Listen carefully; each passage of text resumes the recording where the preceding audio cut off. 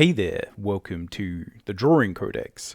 In this video I want to do a drawing demonstration where essentially we're going to practice drawing the figure in an interesting dynamic action pose. This is where I want to put together a lot of the concepts that I talk about on this channel, such as Andrew Loomis's figure drawing construction methodologies, thinking about posing using a simple skeleton and mannequin, and then obviously adding anatomy and form on top, as well as clothing. The character that I'm going to draw is my character Ara from this 2010 or 11 fantasy book that I drew.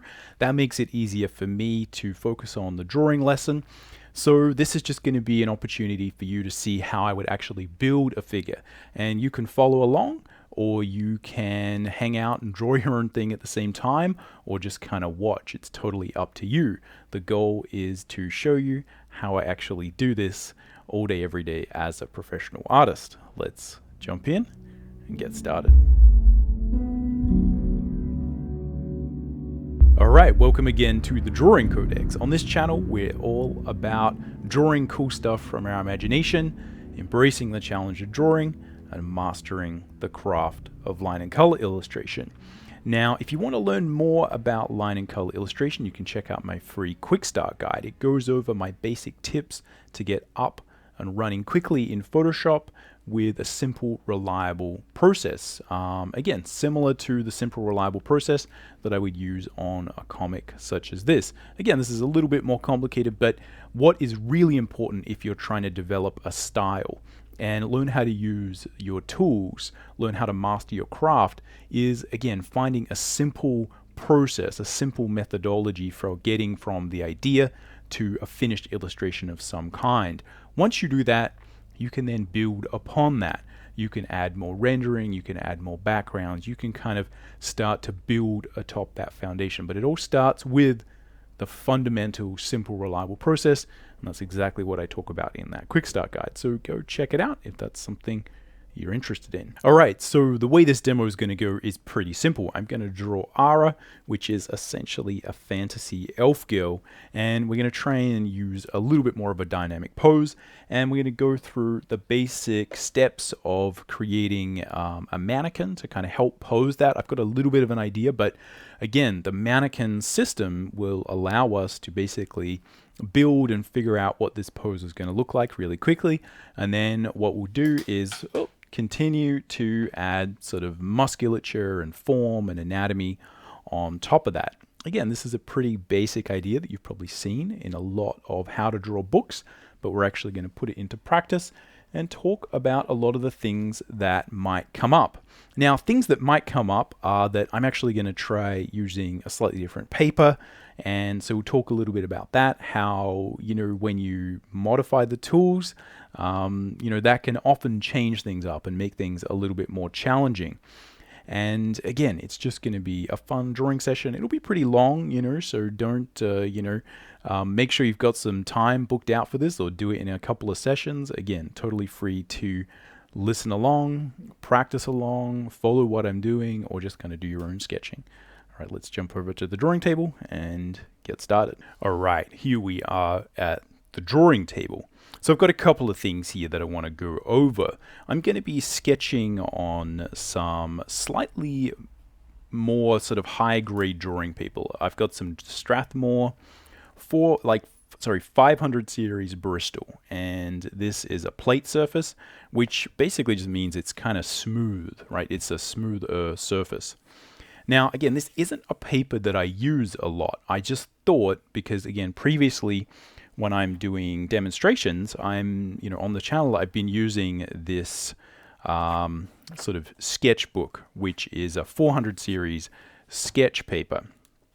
And again, this will work pretty well, but you can kind of see that we can almost see the drawing on the other page through here, right? So we're kind of seeing all of the drawings because these pages are essentially see-through. That's how thin they are. Now, the problem with that is that you get stuck at some point with being able to kind of erase and work up the drawing. Whereas a proper sort of 100% cotton Bristol board or something like that, again, you sort of notice this is 100% cotton. What that means is you can really attack this paper quite a bit.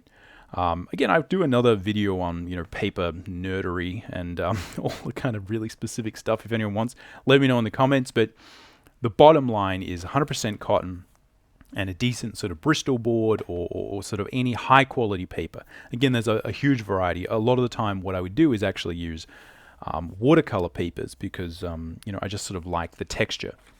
Anyway, the point is this is a little bit different to what I'm used to working on, and that will kind of affect just the feel of this. So I want to sort of talk about that and, the challenges of going from one page or one sort of paper to another and kind of how that feels and just how important it is to stick to the tools that basically, because I think in the long run, that's what will kind of help you get comfortable. So, for instance, one of the things I'm very comfortable doing is just kind of using copy paper. So this is, literally just sort of photocopy paper or, the sort of stuff you'd use in your printer.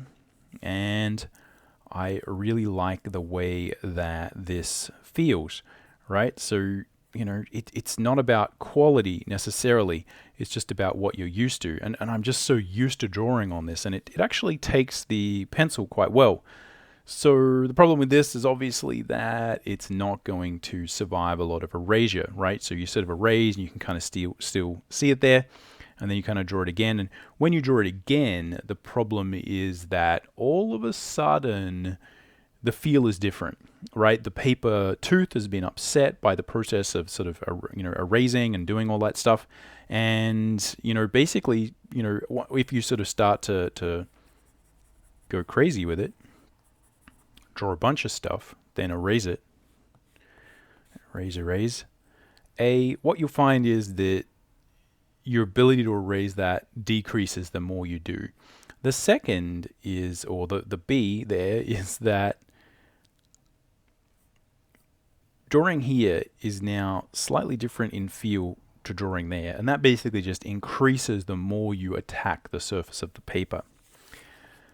If you're drawing something and you want to be able to erase and erase and erase and erase, then a really good sort of Bristol will be good. You can see, I'm just using a kneadable eraser, but we can pretty much just completely take that back, completely get rid of it, and keep drawing. And what you'll find is, again, the feel of this versus this is going to maintain itself over time. That is just a quick primer on why, fancier papers are good. Now, it doesn't matter if you're just sketching, because often if we're sketching, right, we just sort of mess around, and you can see I've kind of erased this and sort of hacked it up. This is my general plan for what we'll be doing. But certainly if you're struggling with trying to work up drawings, which is sort of how we're approaching this, we're going to be doing, a rough version, a stick figure version, then we're going to kind of erase that back, draw a little bit more. The paper can be really important, and even though you can draw any paper you like, as I said, copy paper is really useful. I've got giant stacks of it everywhere. I can use it all the time. I really enjoy it. It's good. I could probably draw a whole comic on this as long as I didn't have to erase it. But if you need to do things with the paper, or you need it to serve a particular purpose, if it needs functionality for you, then it is worth paying attention to that, because it's really nice going into a drawing, especially when you begin, knowing that you can essentially just kind of keep erasing. The problem is that what you'll find is these papers will feel different. So the Bristol here is going to feel a little bit different to me, and that's kind of why I bring it up, because again, I'll just sort of talk about that and discuss that frustration. When I first started out, and the reason I mention this is it was very, very frustrating to me, because I sort of practiced drawing in my sketchbook or on loose bits of paper here and there. And then I would sort of say, oh, what are you meant to draw on as a comic book artist? You're obviously meant to draw on comic book paper, which is actually pretty similar to Strathmore 500 series Bristol. A lot of professional, DC, Marvel, and a couple of other of those sort of in-house brands and just other house brands of comic book paper are actually, 500 series Bristol, Strathmore 100% cotton. That was the high quality one. And going from drawing on this to this was just a major upset to my entire process, because it just felt different. So I'm going to be using a matte Blackwing because it's quite nice to draw with, and it's going to be dark, which it'll sort of show up. One of the things you'll find that's different between papers is the amount you kind of have to press for the tooth of the paper to grab graphite and put it down. So if I'm on a really toothy paper, I will not have to press that hard and I'll still get a really nice sort of dark line. On the Bristol here, it's going to take a little bit less of that lead initially because it's a little bit smoother. It's those subtleties that, even though it sounds like, oh, that's paper nerdery, it'll really bite you if you expect to sort of go and do that. And that's what happened to me. I finally went and bought some comic book paper that was, the professional stuff, and I sat down. I'm like, well, this is obviously going to be about 100 million billion times better than my sort of crappy newsagent sketchbook that I got. And in fact, it felt way worse, and I couldn't draw, and it was a giant mess, and it was super depressing and annoying. So anyway, just a heads up, if you're sort of sitting there thinking, drawing on different bits of paper, or maybe you want to try this, again, you got to understand the context of what's happening. That's basically what I've sort of learned over 20 years of doing this. So that's what I'm drawing on. And I'm going to be using a kneadable eraser, as you saw, and I have a 2-stage Blackwing pencil sharpener that just allows me to get a nice thin tip there. So we're going to be drawing Ara, which is a character from a comic that I drew, and she's basically an elf girl. That's the idea, with an eye patch, which was maybe not the most original comic book idea, but it was something I was kind of into at the time. And yeah, so if anyone's looking for this book, it is sort of out of print. It did sort of, we didn't end up doing a whole bunch of them, which is kind of what I wanted to do. But anyway, it serves as a good practice ground for me to show you some stuff, because I know how to draw the character, so I can sort of do it with my, with only half a brain, and we can really focus on the solidarity and the anatomy and the structural side of things. So this is the character, and again, she is basically just a human figure with some longer ears. And I do want to sort of play around with the idea of making her anatomy, again, like a little bit sort of weird, a little bit different, but essentially she's a basic normal mannequin with some clothes and ears and horns. But yeah, we will look at the Loomis methodology for how you would construct faces. And again, that's something that you can find in a book like Drawing the Head and Hands by Andrew Loomis. And we'll look at, again, how I typically will go about sort of using some of the constructs that Andrew Loomis talks about a lot in his book for creating heads, which is often what is classically referred to as the Loomis method, right? This kind of idea of building the head. But, this can actually be really useful for thinking about where you place the horns, right? So building out constructs for where do those horns attach to the head, etc. That really, really helped me a lot early on to kind of think of things in that sort of constructive manner. So anyway, that's the character we're going to be drawing. And I'll refer back to this just, so we can kind of have something to look at and something to think about. But yeah, that's the basic idea. And I'm going to be drawing, where's that sketch? Yeah, something kind of like this. And again, we'll sort of explain the concept of what's happening as I progress through it. Keep in mind, one of the things you will notice here is that this sketch is, pretty rough. And it's not what I would really consider to be a good thumbnail. But the reason I like to just do these is to explain that in many cases, if you're not working professionally, these thumbnails are still very useful, but they're more useful for you. They're useful so that you can sit there and plan. And although it would be maybe good for me to sort of have a really fancy thumbnail, I also just want to show that if you're just playing around and thinking about, okay, I've sort of studied my Loomis method concepts, right? And I want to think about where I'm going to pose all of these different elements of the figure, and you're just sort of playing around with it.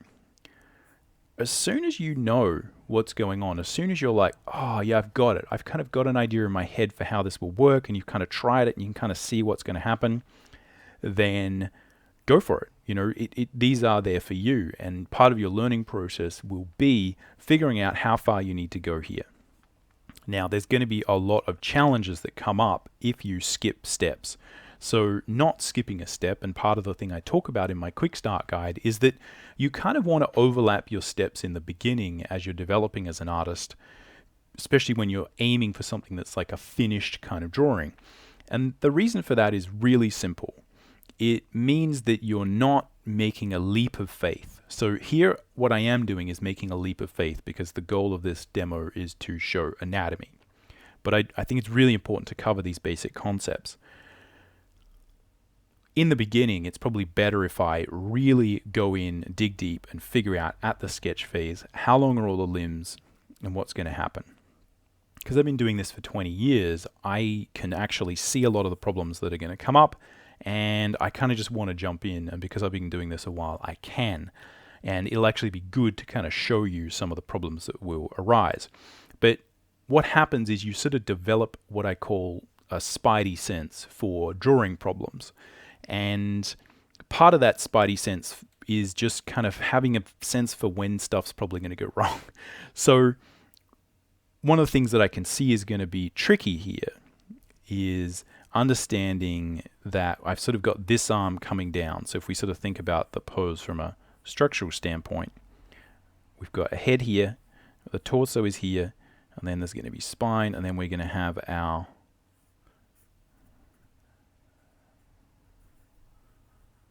pelvic bones here.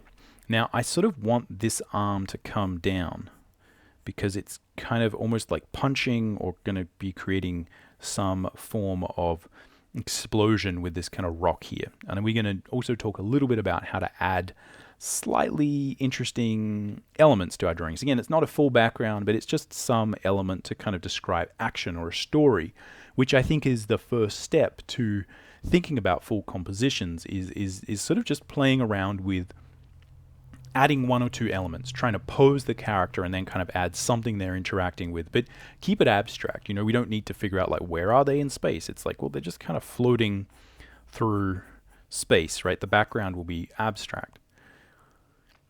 But I want, and I know that I kind of want this arm to sort of be straight, right? I want this arm to have some directionality so that it really feels like it's being sort of forced. The problem is that we're going to find, if we look at this pose, the problems are going to be the tangents, and the tangents are just where things are going to meet. So in this case, what's going to meet is this arm, which is going to be in the foreground, which I think is actually going to end up being a bit shorter. Once I actually work out the perspective, the proportion, I feel like this arm is probably going to be a little bit shorter than that. Now, that's a problem because, again, it's just going to modify where the elbow goes and where all these things go. And you can see that behind this elbow is the leg. That's sort of what I've got there. The leg is there.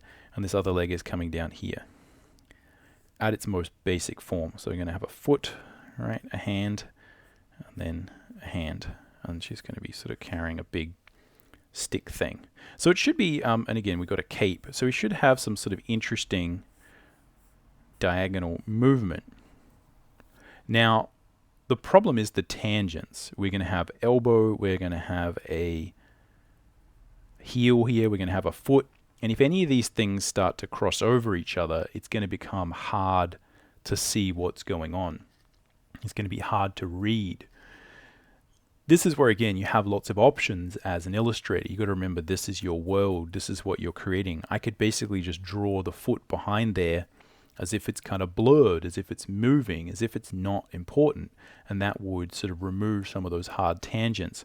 If I needed to build this up to a really, really high level of polish, it might be worth it to just draw out this pose in a bit more detail so that I could really plan out where all those tangents are going. And this is where, again, I feel like intent is really important if you're attempting something that's a bit illustrative, i.e. that has needs. And by that I just mean we kind of have this story that we're creating, and it's going to force us to make decisions with what the figure's doing. I can't just kind of say, oh, that's annoying, let's just have the leg out here because I'm just practicing anatomy. I'm trying to sort of get something to happen, and that's where often you find problems occur that you have to solve.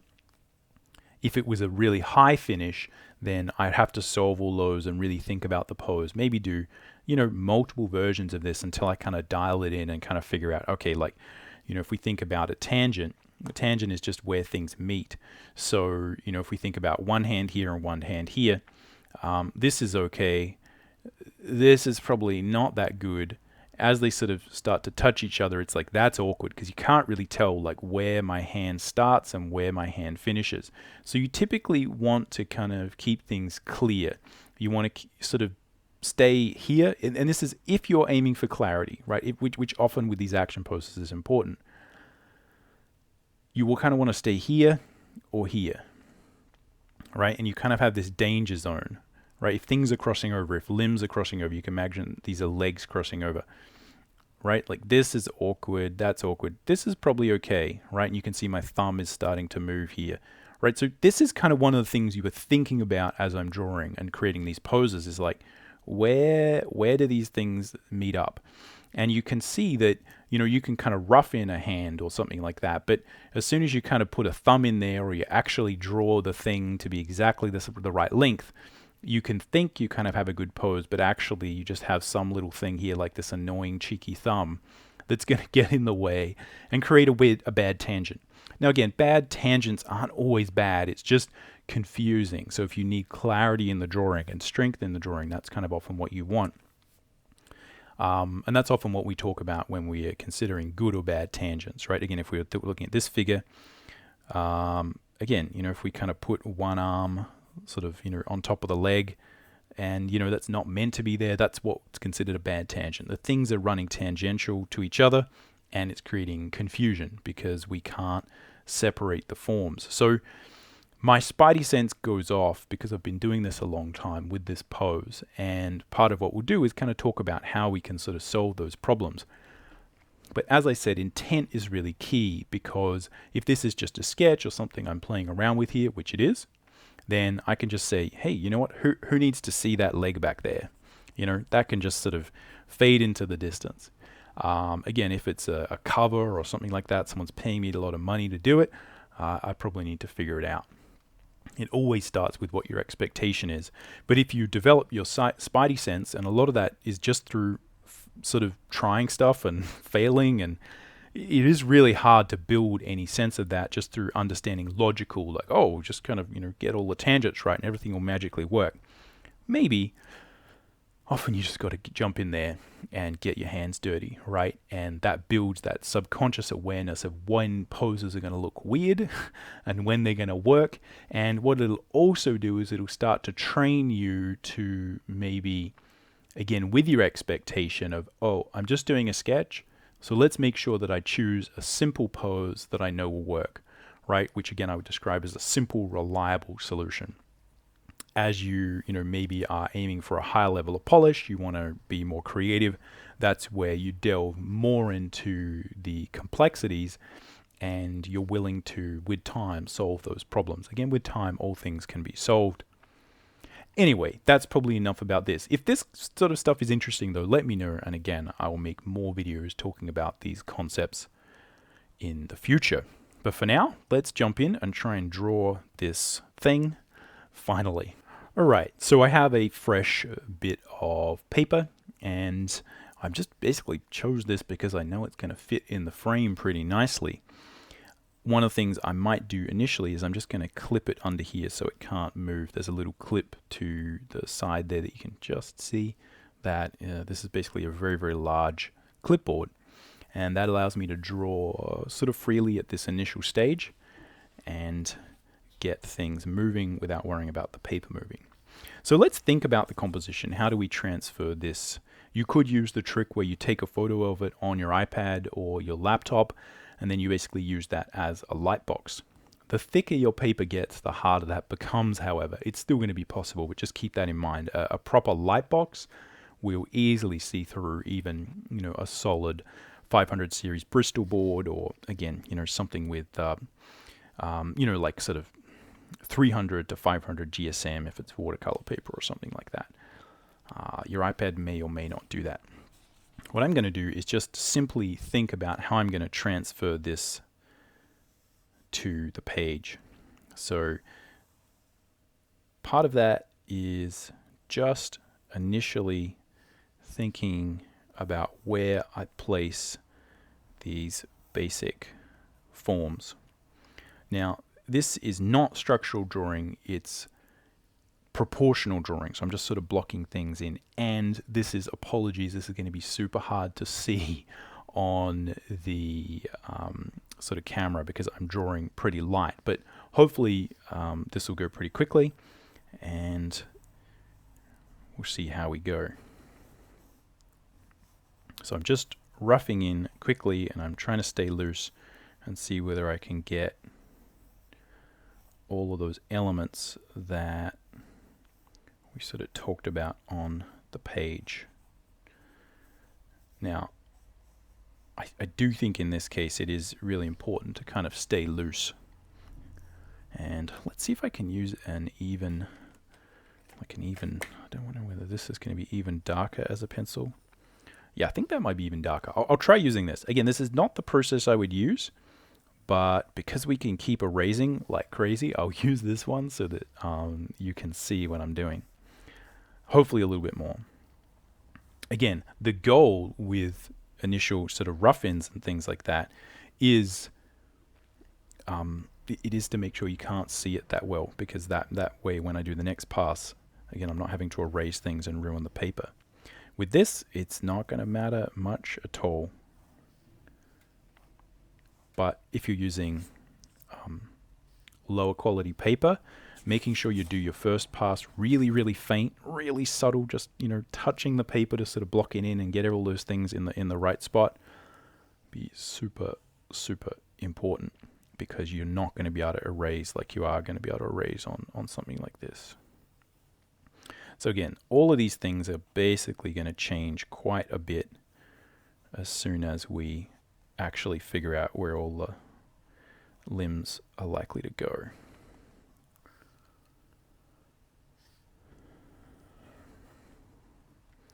And we're going to have some sort of motion here, something like that. So again, I'm just sort of trying to see, all I'm trying to do here is think about, will this fit? That's it. Just, is this going to fit in there? Is this going to work? Am I going to be able to fill up the page, or am I going to end up drawing a leg off the screen? That's all. I have started, and this is one of those things that you find as you progress, I have started to obviously just block in the mannequin. I have a crack at it. Again, that's not the final version of that, but it's a good start. But all you need to do at an initial phase, if you're trying to transfer the concept of a drawing, is just kind of think about it as you're kind of hitting it with a sledgehammer, right? You're not doing chisel work. All we're just saying is like, where is the figure, right? It's like this blob of this here. I've got this thing here. That fits there. I've got this thing here. And then you kind of know like, yeah, okay, that's actually going to fit on the page. Cool, we're ready to go. Now, the next thing I'm going to do, if we think about sort of steps, the first would be transfer. The second would be the sort of pose or stick figure. The third will be form, anatomy, and the fourth will be details or costume. So that's the basic process we're gonna follow. We've done transfer, tick, it'll fit. The next thing we can do is sort of pose. Think about the stick figure. I'm still going to use my giant chunky 4B high uni pencil. This is actually a drawing pencil, but I quite like it because it's super dark and super chunky. All right, so let's think about how we construct the idea of the mannequin. Now, I have other videos on the channel that you can look at that and learn more about it. This really is more about demonstrating how we put it together. the concepts that we want to stick to are just thinking about the form drawing and our center lines. So if we think about key concepts that I've discussed before in terms of rotating the basic forms, they would be concepts of center line, and symmetry. And then we sort of have the idea of sort of three-dimensional space and alignment. So these are the basic ideas that I'm sort of trying to tackle at this stage. So the first thing I'm going to do is define this initial, let's get another bit of paper. I'm going to define the initial relationship and position of the torso. So if we think about the mannequin drawn upright, we have the head, we've got the torso, which again I always draw a little bit wide, we've got some arms,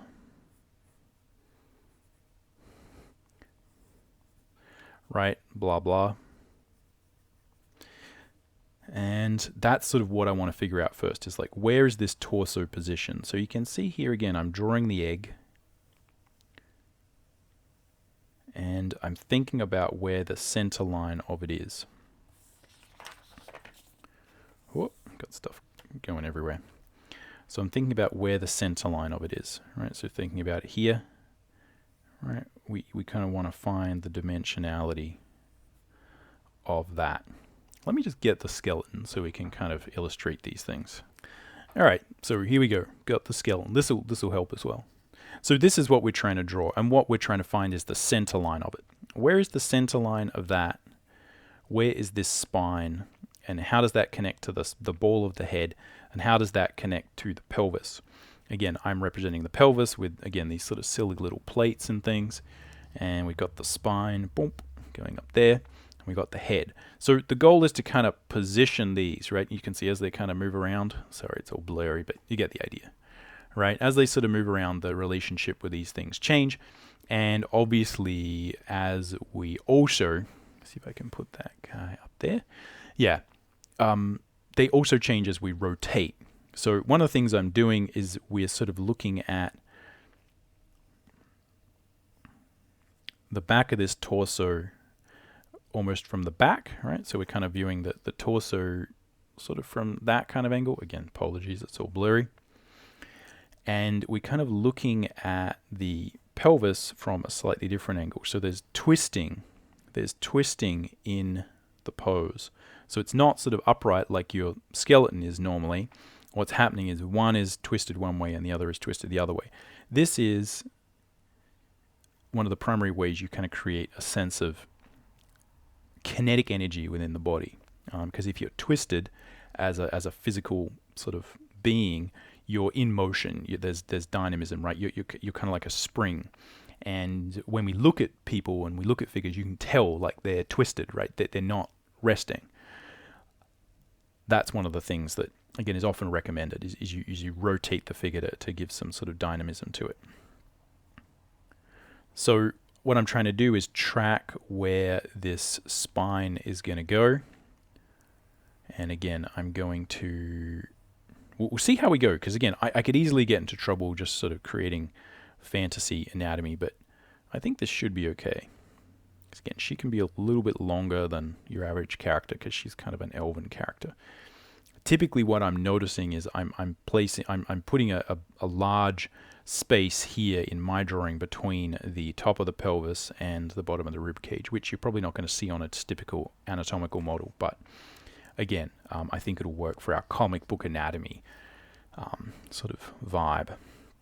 So the next thing I'm going to do is add the little hip bones that sort of jut out. It's going to be one there, and basically we're going to have hip bone there, hip bone there. And you can see that, again, this is what we're talking about here. Whoop. So either side, you sort of have the connection of that leg, and then it kind of juts out and goes down. It's quite useful when we come to drawing her anatomy over the top to kind of put that stuff in And what I'm trying to do is think about what are the relative angles that are created. So here we've sort of got these angles of the pelvis going this way, but up here we've got the angle of, and if there was, if we were to sort of think about where the shoulder blades are on the figure, right, the shoulder blades are going to be sort of over here. But again, I normally wouldn't draw in shoulder blades. It's just stuff we're going to have to erase, but just to help visualize it. And then we've got the neck coming up here, and we've got the head here. And again, at this point, this is often why, for me, when I look at the concept of the Loomis method, or these sort of little tricks and ways of sort of constructing the figure, especially the face, it really, really comes in handy. Because from this point, if you know your Loomis method stuff,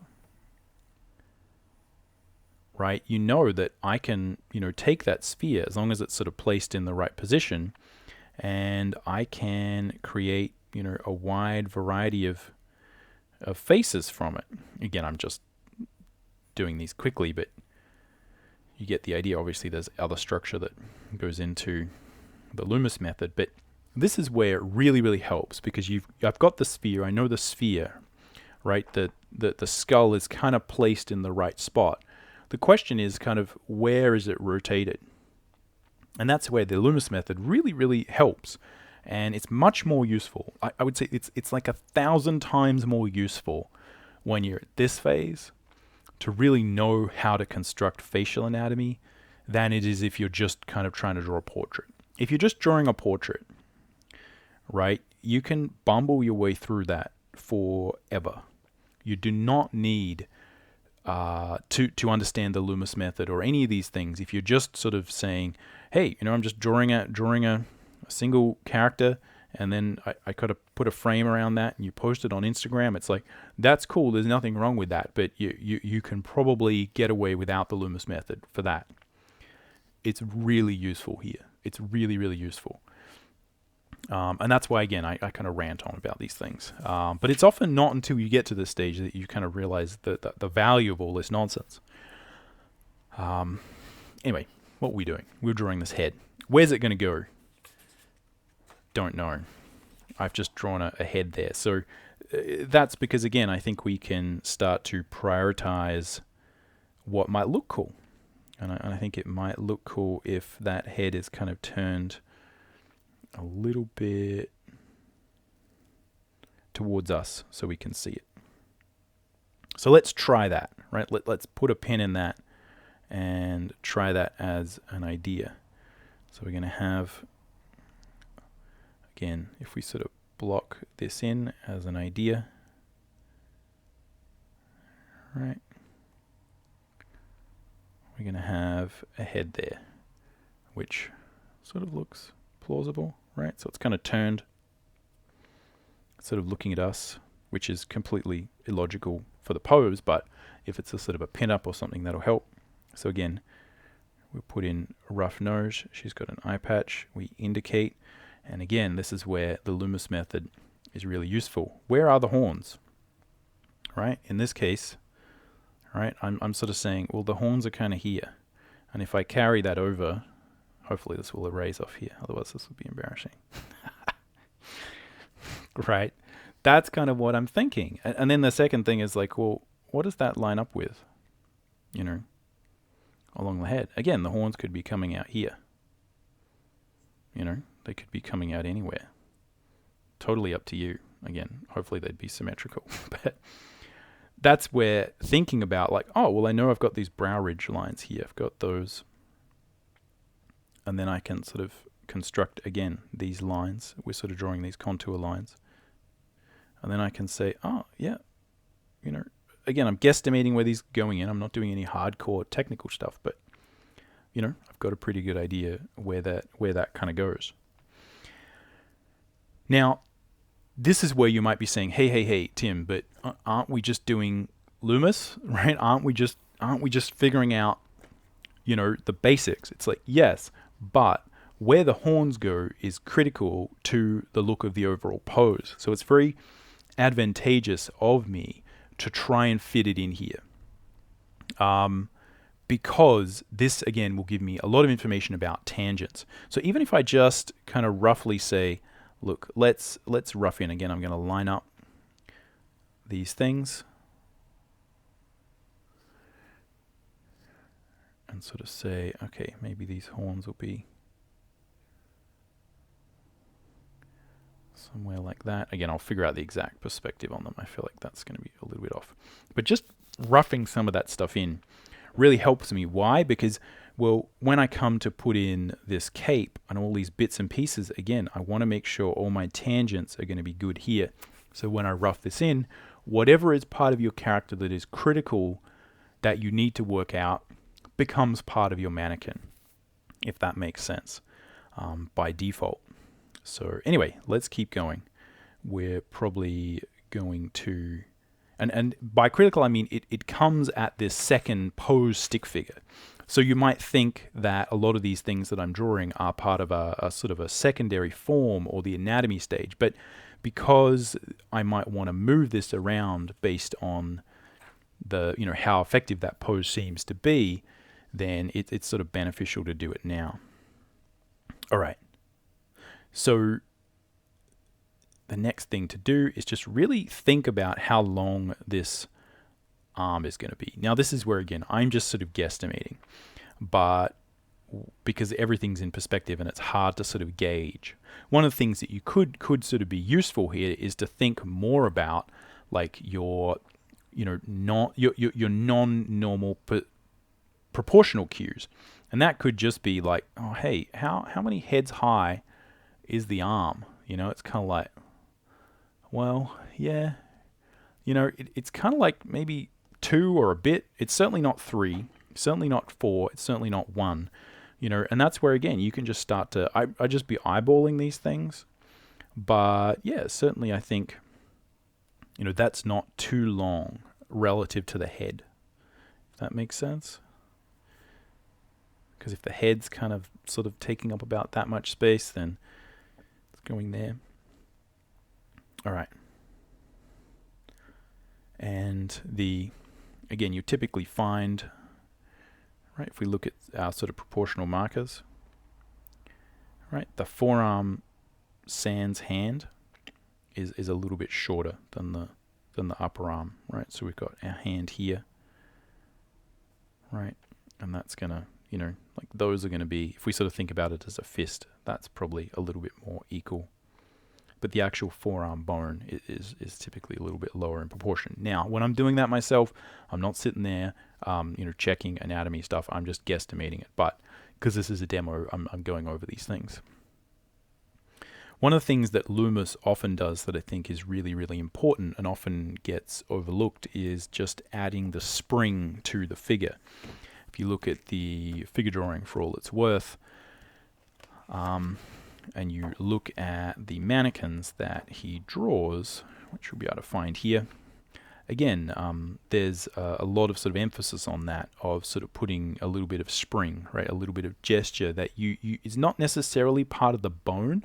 It's a mix of kind of the bone plus the directionality of the arm, etc. So when you're studying this, pay attention to that, because it does actually really, really help to give your little figures life at this stage, which can be super important, because if you're kind of looking at it here and it kind of doesn't feel like it, if it doesn't feel like it has life, if it feels dead, then you're going to get discouraged.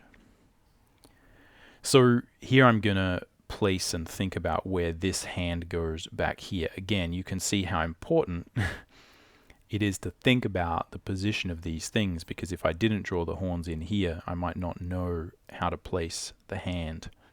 I have a feeling that this forearm is a little bit long, but I don't mind too much. Now, this is something where, again, this hand here is probably not going to be super important, but it's really key to think about how and where that thing that she's going to be holding is kind of positioned, right? So we think about that pencil, right? Like, where's that thing rotated? What's going on there?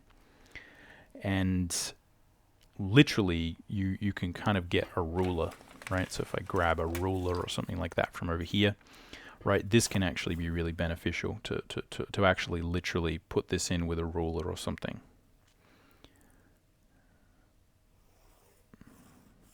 Right, so I'm just literally saying she's holding some sort of weapon. That's the line there.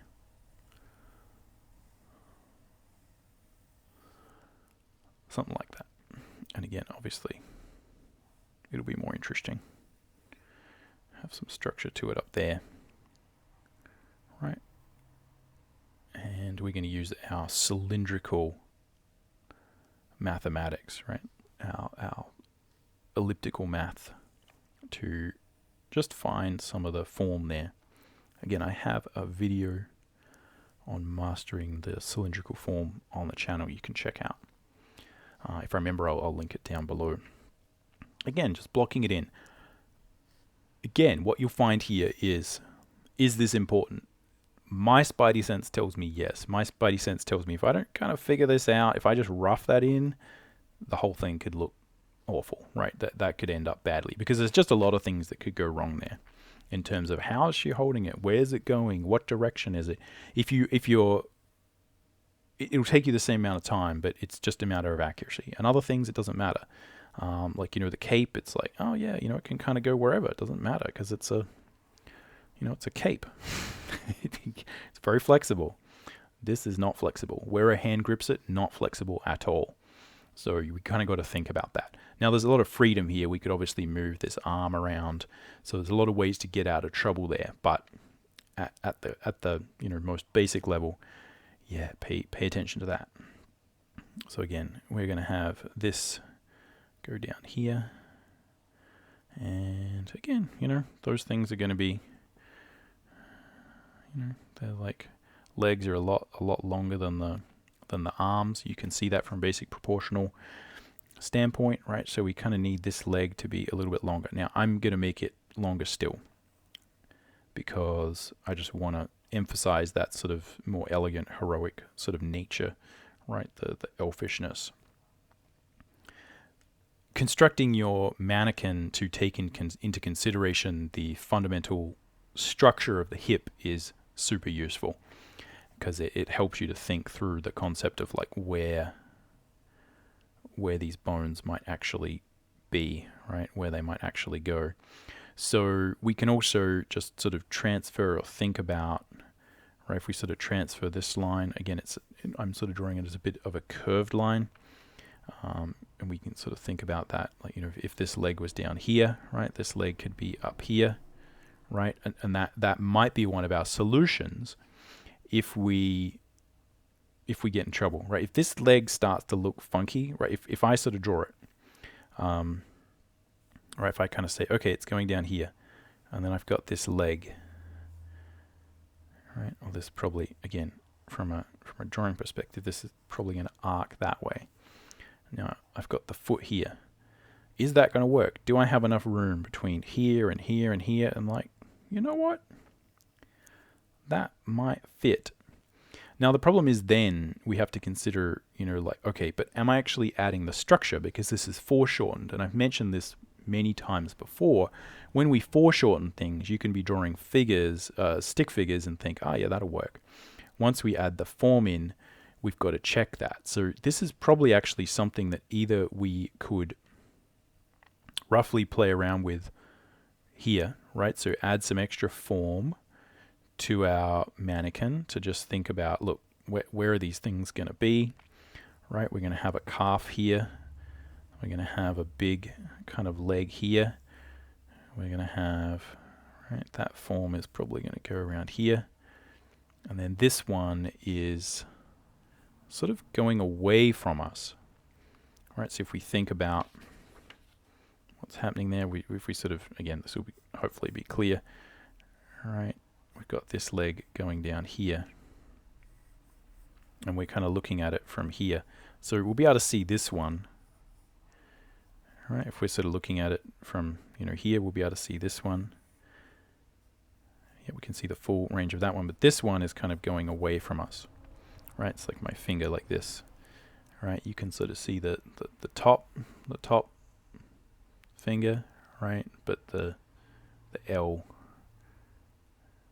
the other side of that is going away, right? So depending on the angle, you're either going to see it or not see it. Pretty obvious, but again, just going through these things step by step. So what this means is actually, once I kind of figure out, well, where would that be? It might actually bring this foot a little bit down a little bit more. So I really want to make sure that, again, that is kind of going to work. So this is where, again, I'm drawing a whole bunch of nonsense. There's a whole bunch of stuff everywhere. It's just for me, and it's just for you when you're doing this. This is just stuff we do to kind of figure it out. But this is where, again, you often have a transition point between here. This is not necessarily, you know, a solid line, right? There can be movement between those. It's just about you figuring it out, that's all.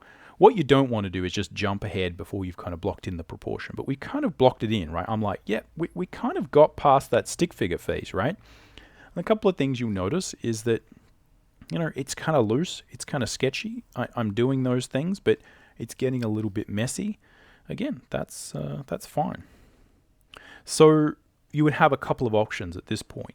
If you're working and you've gone and you like really started to mess things up, i.e. you've got a lot of dark lines here, you've kind of hacked it away. Maybe, again, you've sort of you haven't resisted the urge to kind of press hard. Or maybe you're just an artist who sort of presses pretty hard and, you know, you've just got a lot of graphite on the page and it's looking pretty messy. Take your kneadable eraser and just, you know, take that back. What you'll find is if you're working on these kind of Bristol papers or something, you know, that's going to take this a lot, you'll be able to really take this back and that'll be sort of fine, right? You can see I can sort of take it and it's going to disappear. What I will do is probably get rid of some lines that don't really need to be there. You can see again that was one I was sort of doing, and probably don't need that. Don't need that. Not sure about that. Right, so we can go through, we can take a bit of these things out. But again, I don't really need to do that. It's not super critical. All right, what we are going to have is a few of these sort of rocks or things. And so we can see, let's think about that a bit better. So we sort of got a rock. It's kind of like she's crashing a rock. She's breaking a rock up, right? That's the basic idea. Because in the story, she kind of has earth powers where she can do this. And yeah, we sort of had one over here. And yeah, I mean, there kind of was one sort of over here. But there was mostly also one over here. So we sort of have this. And again, we also have the idea of there being some speed lines here, which we'll kind of add a little bit later on. And again, exactly where that cape goes, we'll figure that out later. Anyway, important to just step back at this stage and sort of double check things. Really good idea to just take a break, which is actually what I'll do. So I'll take a little break here and I'll come back and just reassess that. Look at it from different angles, step back from the drawing, and just make sure, have we done all of this stuff properly? Is the anatomy there? Now, as I said, you can move between these. It's kind of fine. There's no rules. But just once you've sort of got all that stuff in there, just make sure it's all right. Okay, so I've had a little tiny break, and I think we're okay. So let's move on to that second stage, which, the second bit of building the anatomy, which is the actual form and the anatomy, the secondary forms, the muscles, etc. I'll try going to the black wing because that'll be a little bit more detailed, I think, but it may not be dark enough. So we'll see how we go. We'll sharpen this one in anticipation. All right, so muscles. Let's think about what's there. Let's also think about what we're not going to draw because there's going to be a cape there or something like that. So think about the costumes, think about, you know, as much of that stuff as possible. We're going to have the anatomy that's probably going to be visible is this arm. That's probably what we should sort of focus on, and we're going to do that in addition to looking at where a lot of these muscles are going to be. So I do a mix of just drawing and also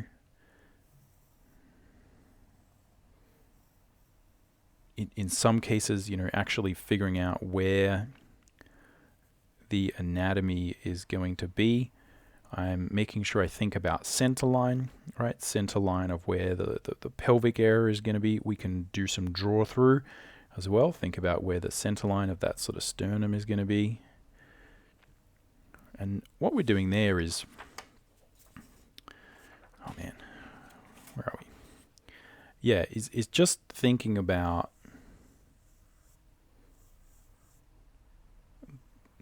where these different center lines go. So if you're drawing through something, right, we can draw the back of that. But we also want to draw the front.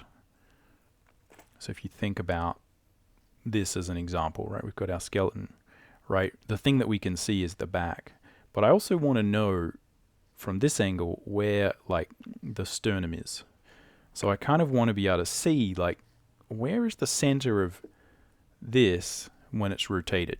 And that's what we essentially call draw through, where I'll be sort of trying to trace this around and think about the rib cage from that angle. And what we can also do is think about the contours of these things, right? So the contours that are going to be going around, almost like here is like the belt line, right? Here we've got that belt line, right? That would be going around just her sort of midsection, right? So it's almost like we've got, right, the contours, and as the contours change, right, they kind of move around, and this is often how we track those forms as they move around in space. Again, she's going to have quite a long midsection, but that is anatomically feasible. You know, that sort of does happen.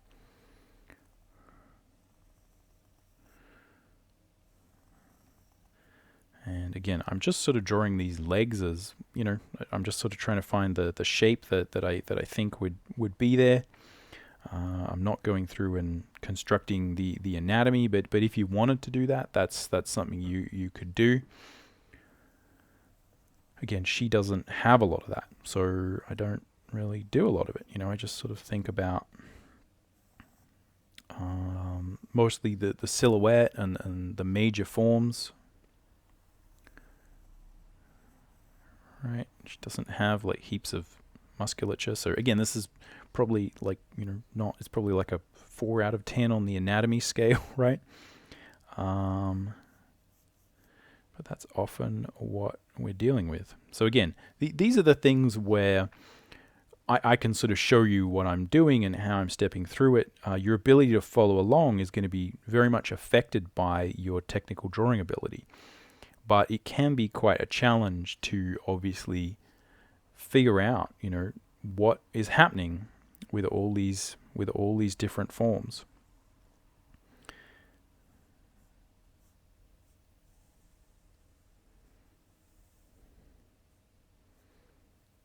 So here again, just tracing, and she does have these really long legs. So when you draw the really long legs, you've sort of got to really think about it.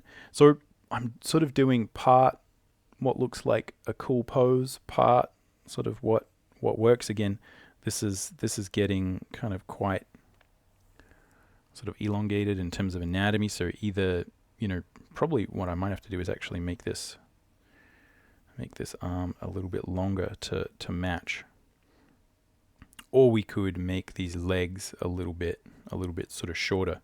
So again, this is where you can sort of play around with it, right? You know, we're playing around with the anatomy, you know, maybe like, okay, that's based on that kind of head, right? the size of the arm is based on this proportion, but if she's kind of really long and skinny, then that's kind of what we need to do. Or we could just play around with making her, again, sort of different, proportion. Again, many options. The more you get good at drawing a particular, character, the more you'll kind of figure this out. And again, doing a drawing demo, I'm sort of doing, still trying to keep the anatomy a little bit sort of grounded. So again, let's see what we would do. I think we could make this leg a little bit shorter, and we'll keep this the same length. Again, just as one option. So again, thinking about where the arc is for those, that's where the knee is. And you can see how good this paper is at just saying, oh, yep, you want to delete that? Let's delete it. And yeah, you can keep doing this for days with like a decent 100% cotton paper.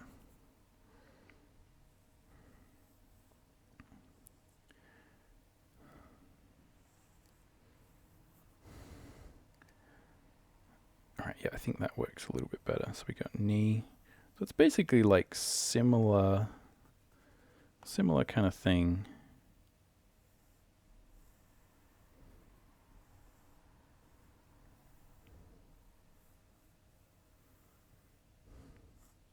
And again, doing a mix of real / sort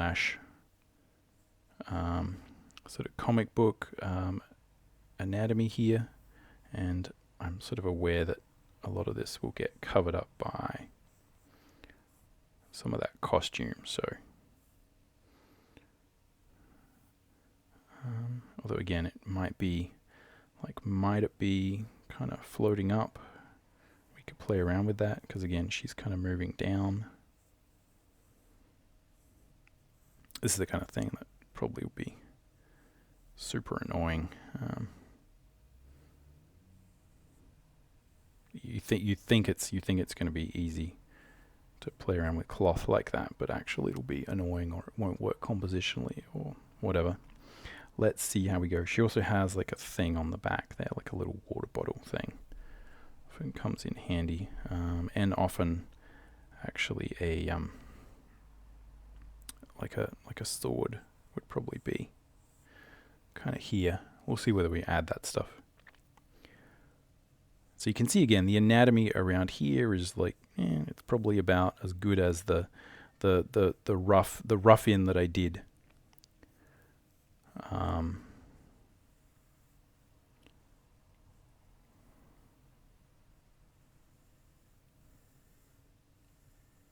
But also, I'm just, it is a comic book, it is a drawing. This is not necessarily an anatomy lesson. This is just kind of how I do it. And yeah, these anatomical markers are, basically just like, this is the anatomy, is kind of, right?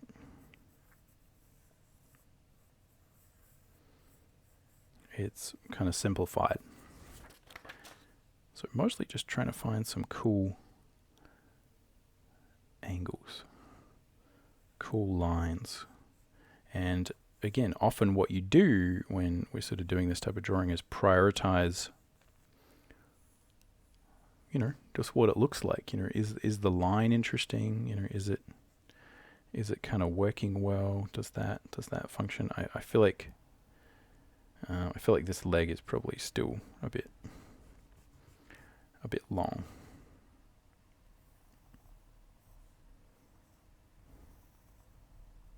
Compared to the other one.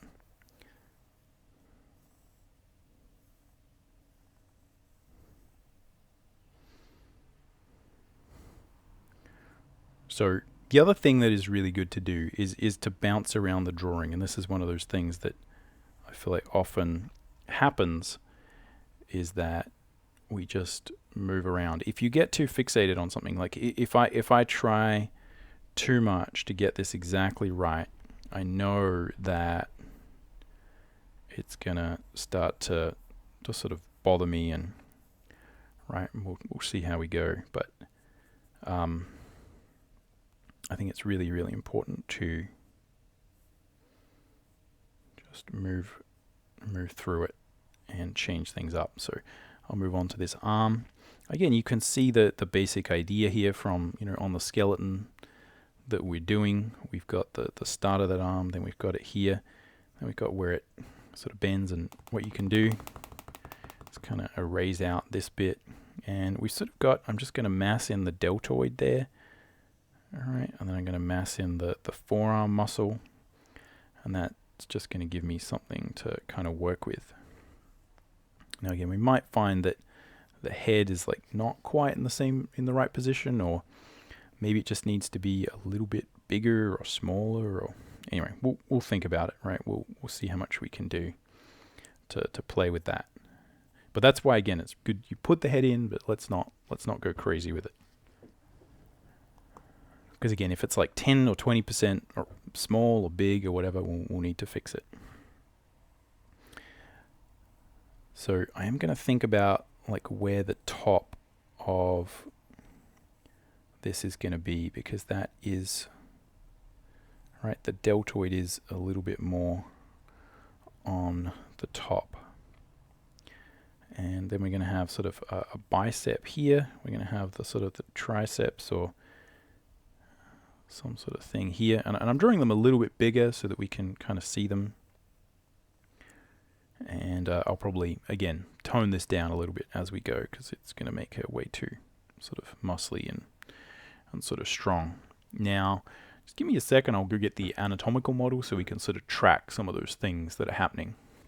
All right, so you can see here we've got that sort of deltoid, right, coming across.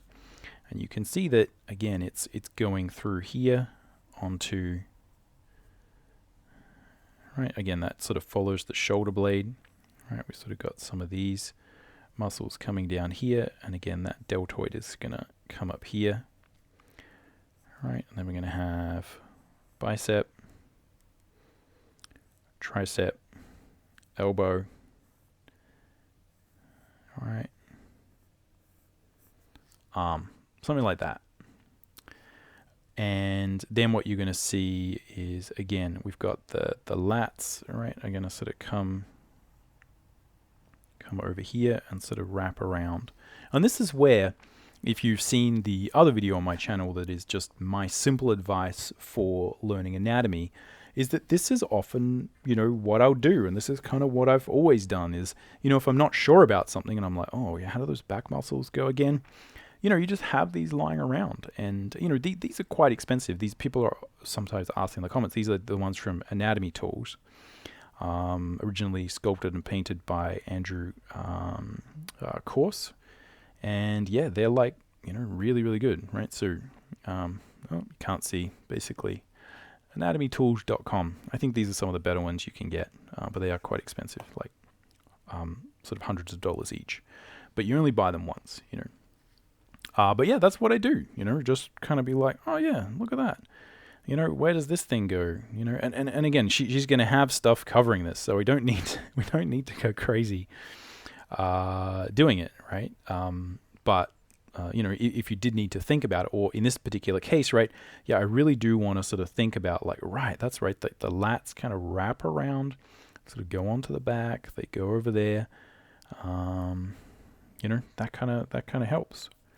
And again, I don't really need to track a lot of that stuff, but she is going to have sort of breasts that are going to fall sort of under here somewhere. They're not really visible, but again, just putting them in a bit is going to be useful, and thinking about where the line of her sort of costume is going to go there. Now, again, to me, that the arm is kind of way too big, but hopefully that kind of just helps to,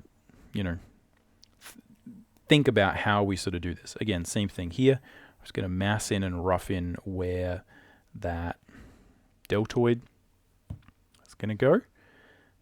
We can think about, again, if you sort of look at the top, which is sort of, that's super hard to see, but it is this sort of particular point that you can see on the skeleton.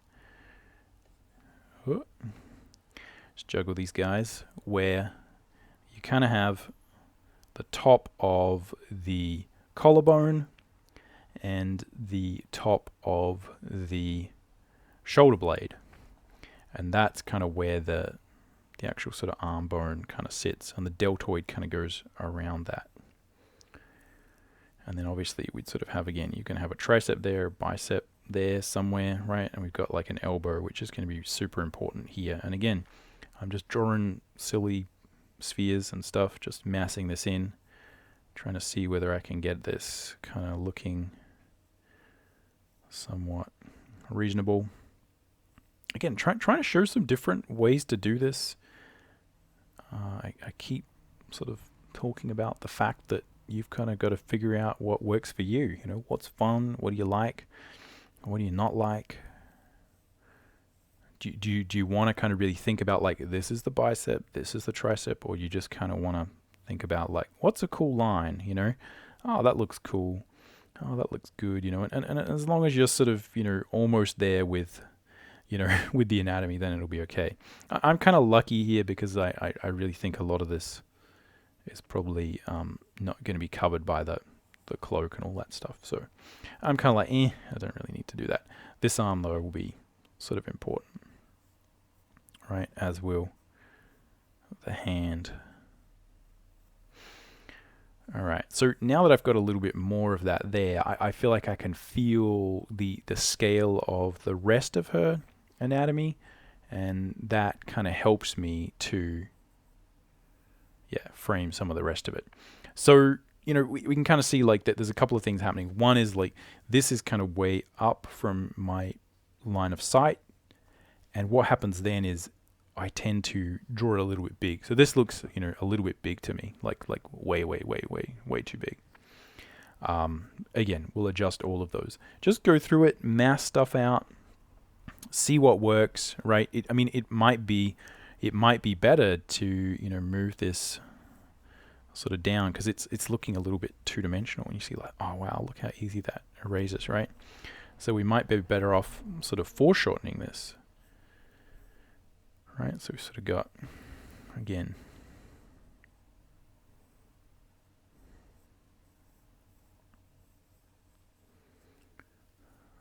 right, got this kind of hand there.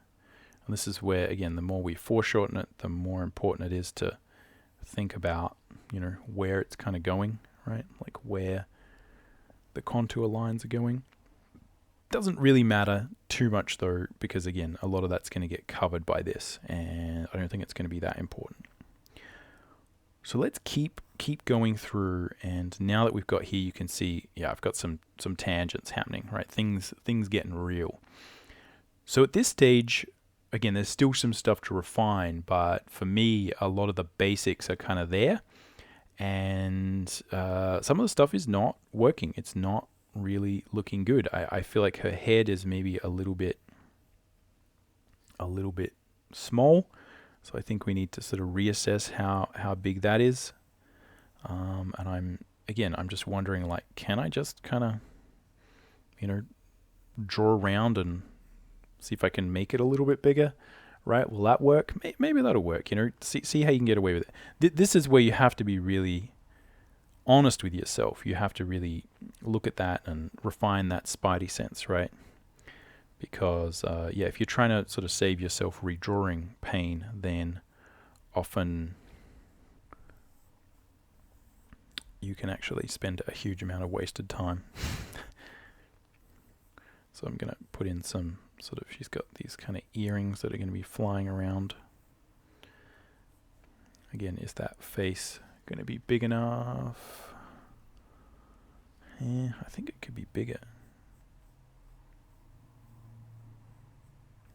Like, how big could it be? How big should it be?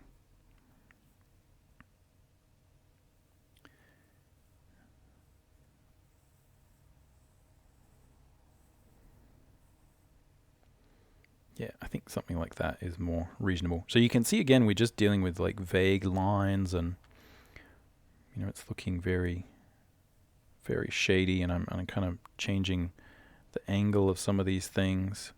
But just putting that in earlier has helped me to frame much of what is going on now, so it's all useful.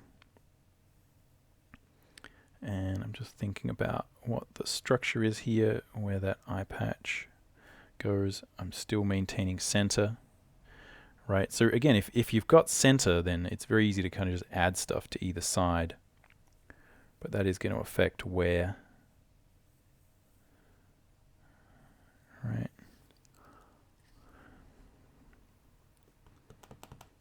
Where those horns go. And again, this is a lot messy than maybe what you would imagine it would be if you're reading a book that talks about, hey, this is what you got to do. You just got to follow this step and that step. Now, I'm all about following steps and structure and trying to analyze things. But the reality is, in my experience, this is obviously art, and it's more artistic, and we do things in artistic ways, and that's totally fine. Let's line up these ears. Right, see if we can get. I think these are ending up looking a little bit bigger than they normally do. See if we can still trace that stuff. Right. So here you can see we're like, oh, we're close. Getting close. Line, right, so let's line that up. Let's line that up. Let's make sure we line up these on the same axis. Oh. Right, had that. Yeah, I think that ear was probably poorly considered. So this is where, again, let's line stuff up and let's make sure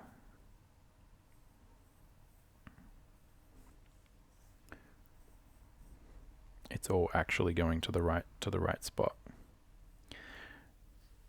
The big difference between me and someone who's just beginning is that I've done this a lot of times, and when I see something that looks a little bit funky, I kind of just change it.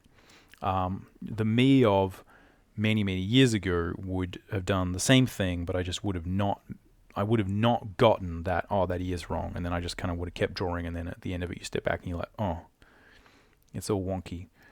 So a lot of this, again, is a matter of progressing through and just spotting these things, having your little spidey sense go off, as I say. So she's got some hair. Hair is coming out here. Right, got some sort of flow going, and again, it might be cool to have that just going over there and obscuring this arm, which is kind of, becoming a pain to draw. And again, that's sort of, how I would approach a sketch. Like, is it fun? Is it working? Is it going well? Should I hide it? The classic comic book advice is, if in doubt, black it out, right? If you get sort of stuck, when you're on a deadline, you're not really sure how to draw something, just kind of put it in shadow. Forget about it. It's not worth it. Which is very cynical, but I think a lot of, old comic book advice is pretty cynical, right? It is from a time where, people were working. Time is money. Just black it out and get paid. No one will know or care. All right. And probably no one did know or care. Just looked good. If you black it out, looks good. So let's think about contours around.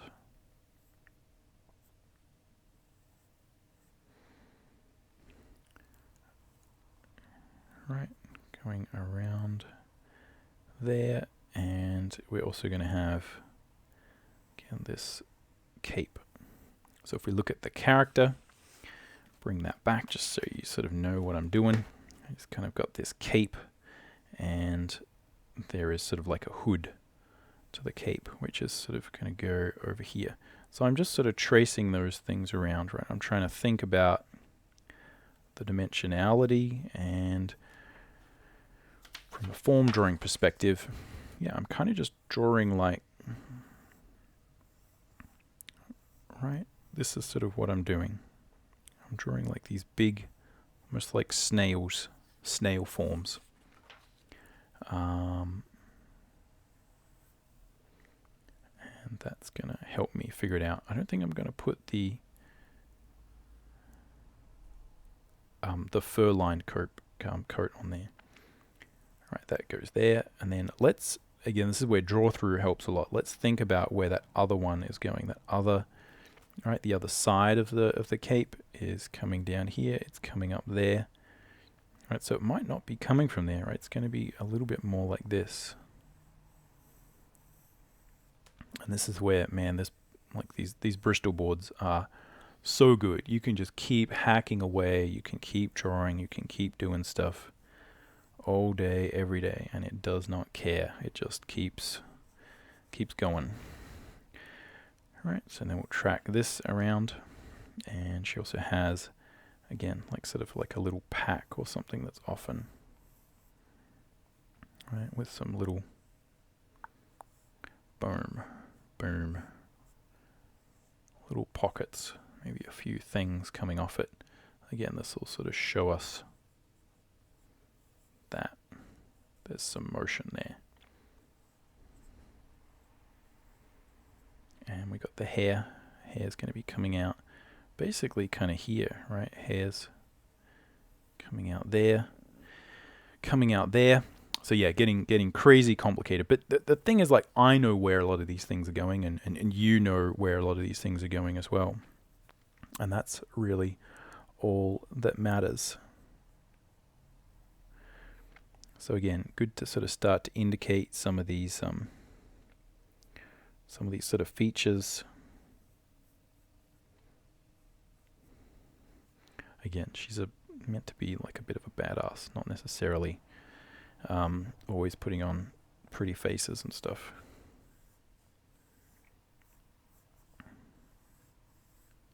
Now again, you know, this is ending up looking kind of sketchy and, you know, messy. You know, you can leave it like that. I'm probably not going to finish and polish it up, you know, in some crazy way, because this is more about the structure of it. But obviously this is more the construction phase. So we'll do a little cleanup phase, but mostly we're just going to focus on this process, the construction phase, etc. And yeah, but you could then obviously take this and draw finished lines over it for a comic book look, right? You could draw the kind of finished lines that we've got here over this.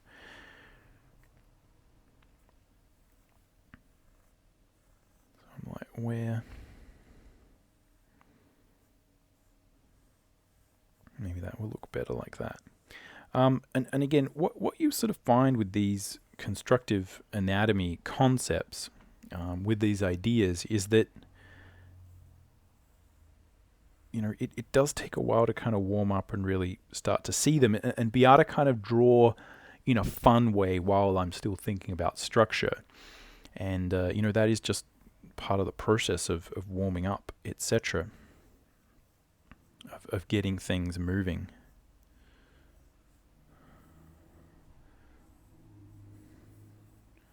So I think as long as I sort of don't go past there, it'll be okay.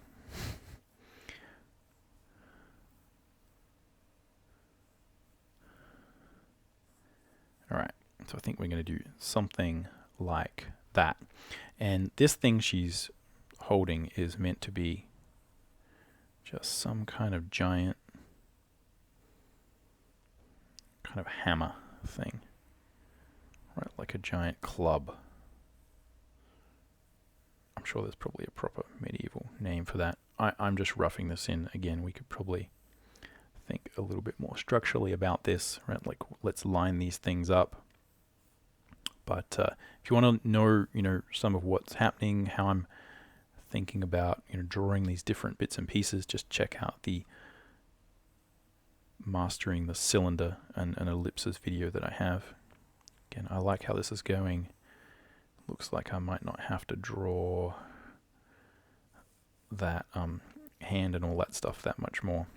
And this is also one of those things that you build as you progress, is just an understanding of what, like what are you actually going to have to draw? What's important? What's going to be critical? So I know that this is critical. I know that the leg is critical. My spidey sense doesn't go off here, even though I feel like probably that's like a 2 out of 10 drawing of an arm back there. But I'm like, it's going to be covered with stuff. Again, if in doubt, black it out. You know, do some more drawings. Figure out what else you can do to, you know, draw some cool stuff. Don't worry about, you know, whether you've drawn an arm that is good that no one will see or care about. That's certainly my philosophy anyway, for better or worse. And again, that's me just telling you how I actually think about it, right? That's often when we're teaching, we're trying to sort of say, hey, this is how you should do it. Whereas I'm trying to mix how you should do it with how I actually do it, if that makes sense. Which is, again, part of the philosophy here is sort of practical advice. All right, so we're going to have a sword here of some kind. That's going to come over here. I'm not giving her these, the sort of skirt thing. It's just like sort of proper, more barbarian. Again, the character's based on, you know, like I guess a lot of the visual language that you would see in, you know, traditional fantasy, like, you know, Frazetta or old John Buscema, Conan, you know, barbarian fantasy art where people are wearing, for some strange reason, sort of G-strings and stuff in the cold weather. Don't ask me. This visual language was inflicted upon me as a child, and I'm just continuing the tradition of nonsensical fantasy clothing and paraphernalia. So maybe rough up this cape a little bit, make it look a little bit sort of travel worn. So again, drawing through, I'm thinking about that cape, where it might,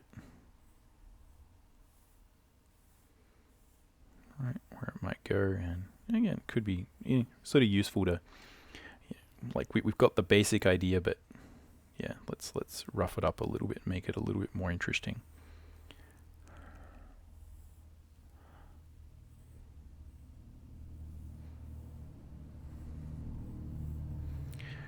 And again, you know, this is all a process of, you know, revision. You know, you try it, you erase it, like, oh, that's not working. Does it even matter? Probably not. Probably not. Again, we've got a rock here. Let's see if we can put some more of this in. So I'm basically, I'm kind of, for me, I'm sort of on the home straight of the image. For me, she's got some arm bands. But if I was to redesign this character, I would put less armbands on. I think they're actually kind of tricky to draw and get in there. What was I saying? Yeah, I'm on the home stretch, right? Most stuff has sort of been figured out. It's just a matter of sort of drawing.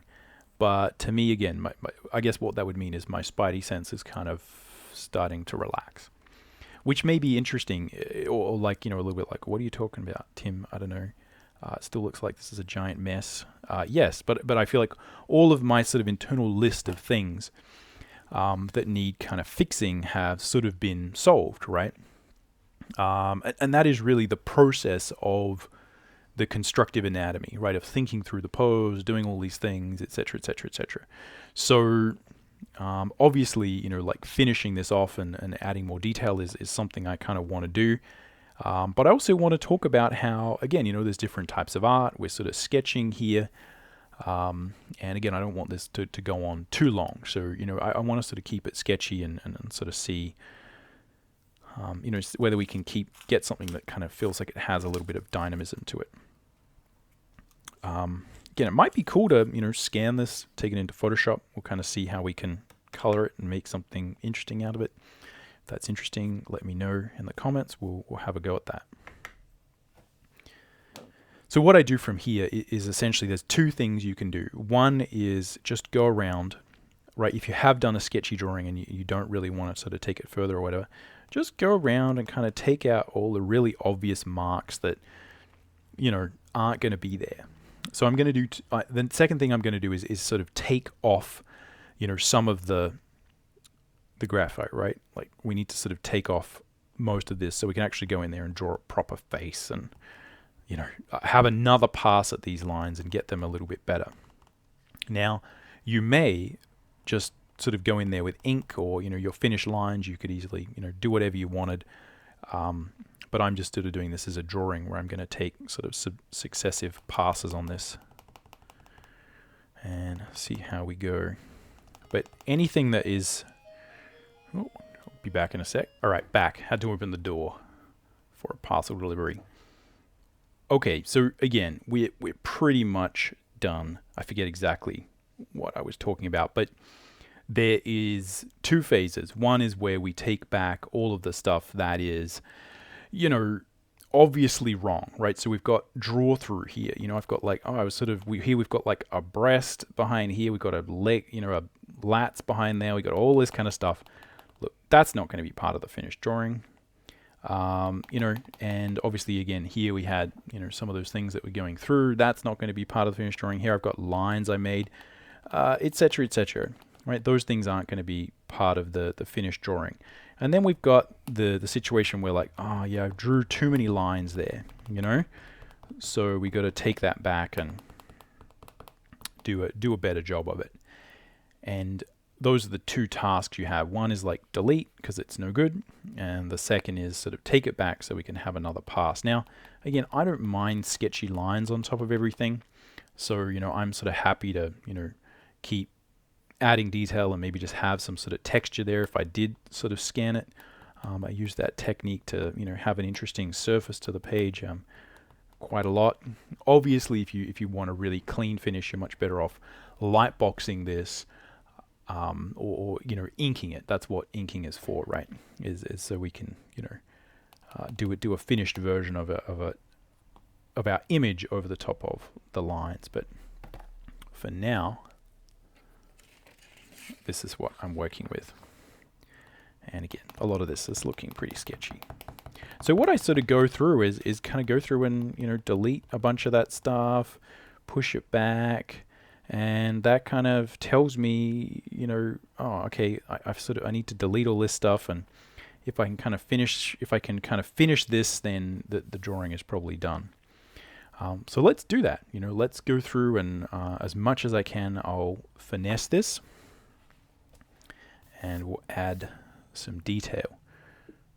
So I'm not going to start with the face, even though that is, and you might see my head popping in there every now and then. I apologize for that. I'm going to start with something that, again, I don't think matters as much as the head. Don't start with the face. Just make sure you get into a flow. Make sure that the pencil is kind of working right.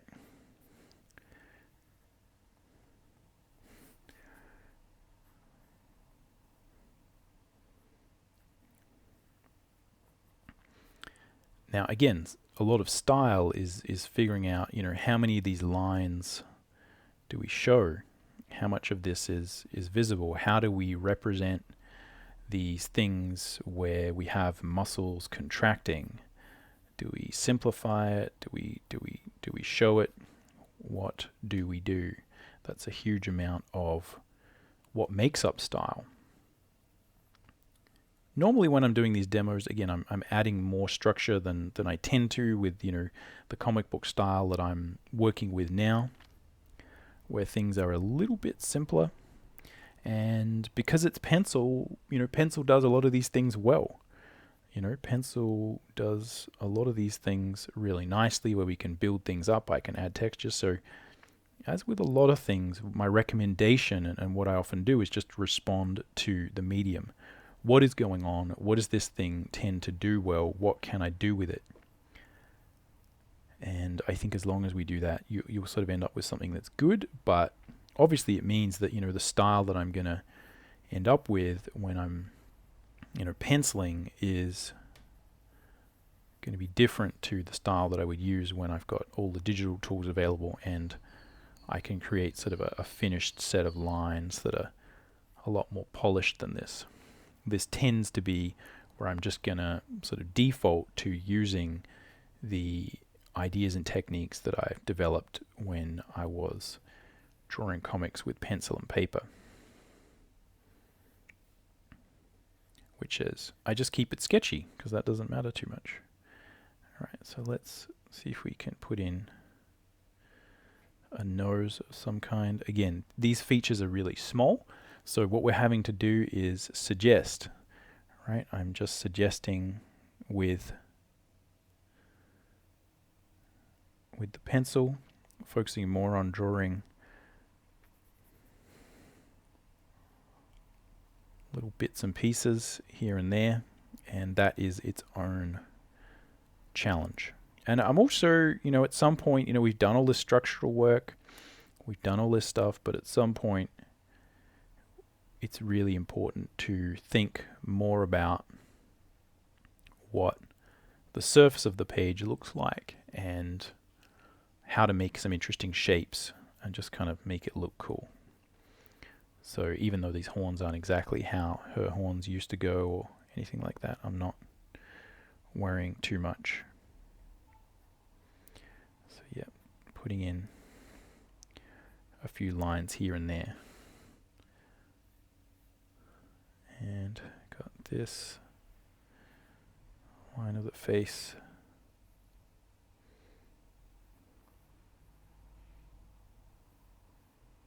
You could also use a different pencil for this type of work. Maybe a mechanical pencil or something like that. Again.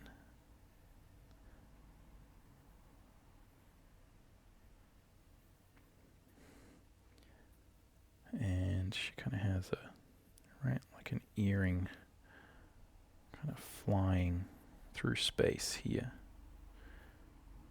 And again, you can't see that one. We got some sort of hair going there.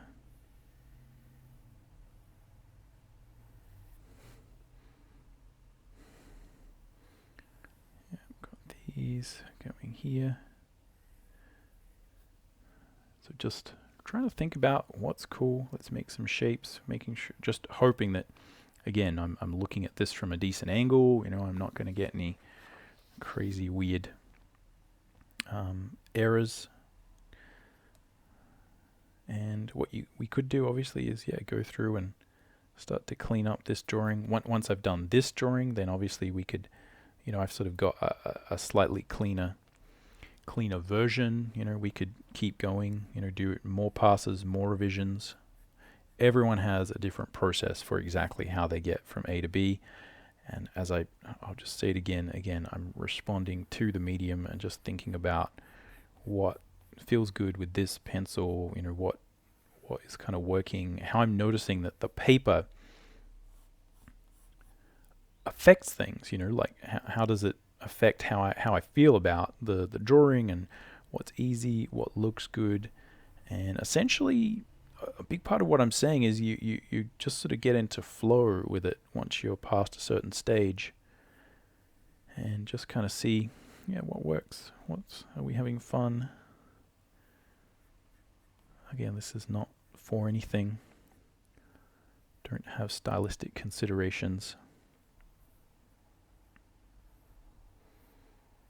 Now, if you're interested in, how I would stylistically approach this, if it was, in Photoshop from a process standpoint, I actually have, quite a few videos that go through how I create work in Photoshop from start to finish, including the quick start guide that you can download, the free quick start guide. I've got a lot of just, videos here on YouTube that, show you from start to finish how I create an illustration. So this is, doing it with a pencil because I feel like sometimes, that makes a lot more sense. And also, if you practice with a pencil or just think about things from this mindset, it will teach you to be a good artist, right? Maybe not a better artist than digitally. There's not like, oh, you need to start traditionally or anything. That is all complete nonsense. You can do whatever you want, however you want, whenever you want. But having to make sure that you can't like warp stuff or, mess around, like do all those things that people sometimes consider to be cheats. It forces you to be a little bit more sort of linear in your thinking, which again is none of these things are 100% good or bad. I feel like it just builds out your skill set to be able to draw on paper, because you really need to think about things and consider things and build them up from the beginning. And again, do that thing where we double, triple check the initial that initial proportion, which often people don't, when they're drawing digitally, because you can always at any point just kind of be like warp tool. Oh, that looks better. Again, I remember I think I was thinking about doing a video on warp tool. Is it good or bad?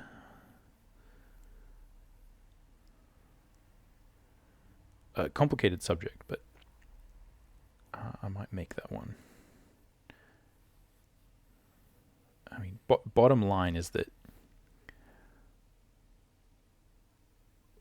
basically what I just said, it'll help you become a better artist, but I think there's actually a lot of really cool things you can do with the warp tool. From a standpoint of, it's a tool. It won't help you to draw well, and if you rely on those sort of things too much, you might find that you're rudely awakened when you have to draw on paper, which I have been at certain points in my life. I remember going through years and years and years, where I was just drawing digitally, and I just remember I think I was actually at a workshop with John Navarez, who is an amazing sort of artist who primarily sort of focuses on story work, storyboard work. And I remember he was just getting all the other students, because this was at a school I was sort of teaching at. He was getting all the students to do sketching, and he was like, "Hey, you should sketch." And I'm like, "Yeah." And I noticed that I had apprehension about sketching with a pencil, because I knew like my drawing was good, but I was not used to drawing with a pencil. And I was like, shit. John's really going to show me up. He's really going to point out how bad I am. And I just felt like, oh man, that really sucks, because I wanted to join in and sketch, and do that thing. And I was like, but it's just not going to look good. And again, all those kind of ego things and all that kind of stuff popped up. And I just noticed, I was like, oh, I have apprehension about drawing. That's not something I like to have. So I just kind of resolved to get back into sketching and make sure that, I kind of always will enjoy doing that, and I'll always, even though, again, I spend most of my time drawing digitally because it's just a little bit more practical for the kind of work that I do and the speed that I need to work with concept stuff. It's just, a little bit easier. I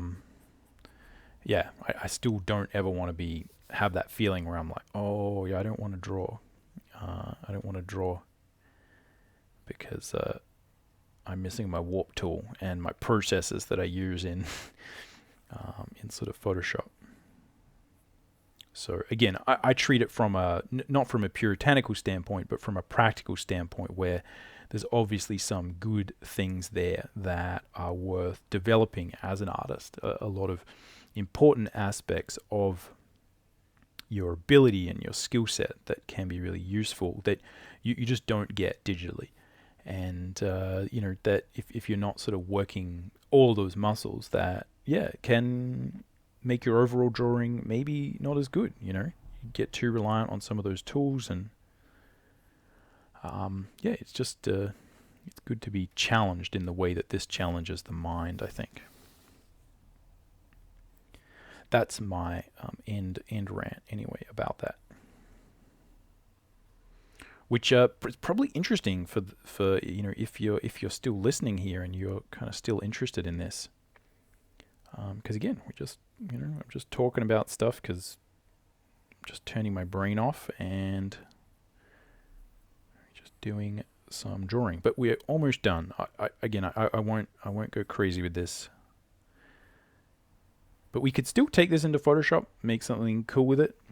That's still totally possible. And again, I want to talk about how also to add some sense of illustrative quality to what we're doing.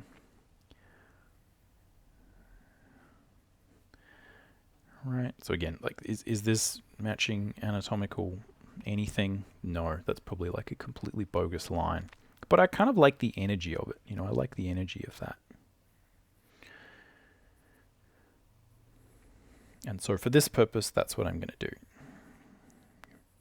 You know, if it was concept art and, you know, I had to make sure I'm sort of designing some ogre or orc for a fantasy game, and, you know, I'm showing exactly how the anatomical system would be modified, then I'm going to make sure it's all accurate. But for this, I'm in control. This is kind of more my world, right? This is more what I'm doing. Again, put these kind of sandly things. So I'm getting some sort of bad tangents here, which is kind of bad, but hey, we'll just sort of fade that out. Let's not worry about that too much. Again, that is one of the forgiving things about pencil that I kind of like, but this is exactly what I mean, right? Like bad tangent there. Not the best.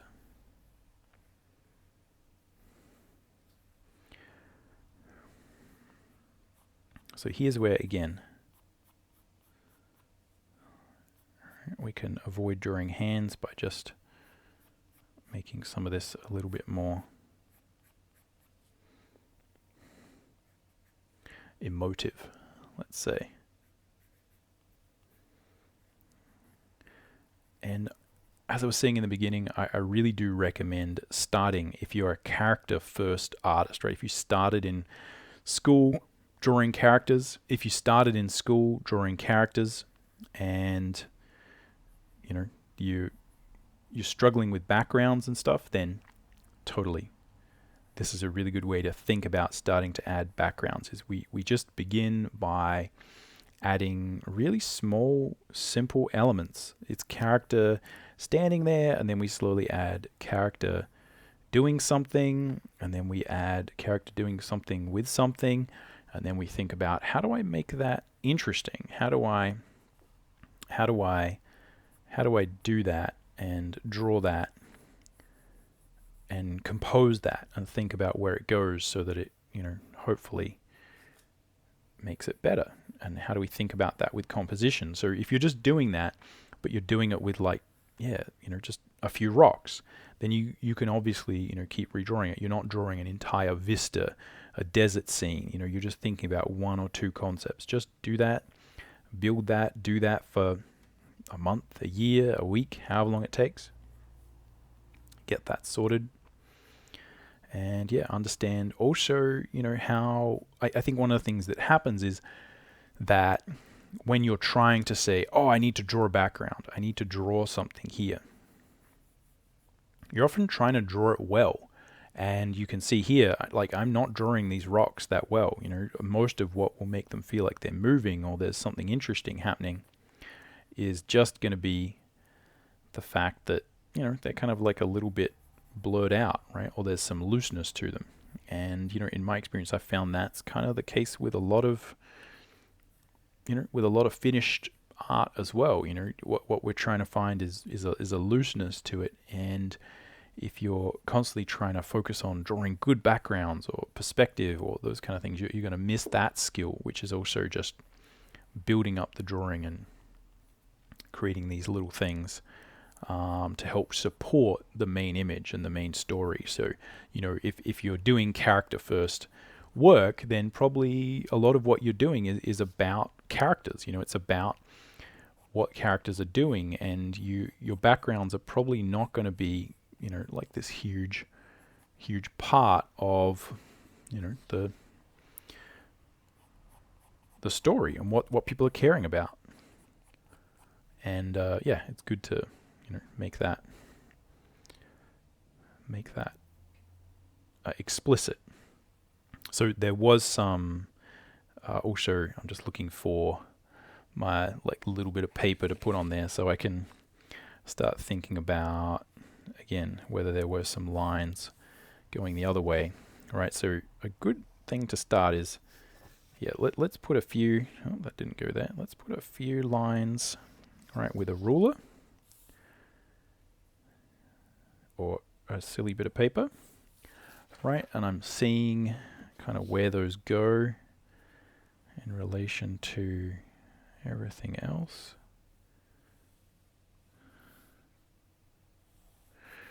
right? And it's like, okay, yeah, we do want to kind of add maybe some extra sort of lines. Again, I am no mangaka. I'm not a pro at speed lines or anything. I'm just doing these sort of by hand. And again, I'm keeping this sort of stuff more sketchy. But this will help, to make it feel a little bit more illustrative. It's probably, really sensible to just take this off and, sort of rotate to do that. This way we can think about where some of these are going. But yeah, when I do these, I keep these quite loose and again in the style of the rest of the work, which is a little bit more cartoony, a little bit looser. But once we've got a few, it becomes a little bit easier to line things up. Right.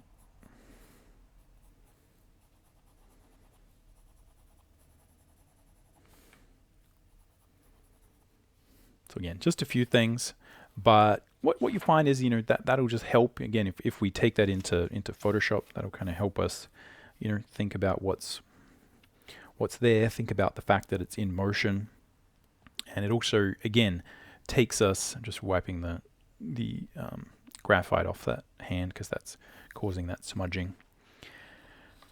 Yeah, and once you do that, it helps you to kind of think about, oh yeah, remember this is pencil, this is sort of a tonal drawing, right? I can go in here and, add a little bit more, right? Let's think about this sort of rock being a little bit more in the foreground. You sort of get in the flow of it a little bit. When you first start adding background elements and things like that, right? I think it's going to be a lot harder to see your way through and sort of have the same looseness that you have with your characters. So if you once you sort of get everything in there, then it becomes a little bit easier to say, oh, if I add a bit here, does it help? If I add a bit here, does it help? And probably at some stage you'll be like, does this help? And it'll be like, nope, that made it worse. And that's where, again, you're building that spidey sense and your understanding of when to stop, all that subtle stuff that's so important. Again, what are these lines? What am I doing? I don't know. It's like, does that make it look better? I don't know. It's kind of interesting. Maybe put a few little bits of rock up here. That might be cool. And again, give them some sort of motion. It's often these little bits that make a big difference, right? Makes it more interesting.